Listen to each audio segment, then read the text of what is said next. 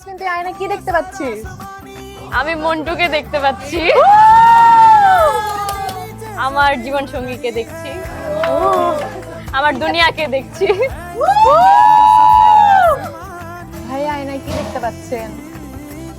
আমি আয়নাতে আমার পার্সোনাল ভূতকে দেখতে পাচ্ছি এবং আমি আমার সোলমেটকে দেখতে পাচ্ছি এবং আমার সে বেস্ট ফ্রেন্ড। तुमसे मिले तो छोटा सा किस्सा बनने को है एक दास्तां।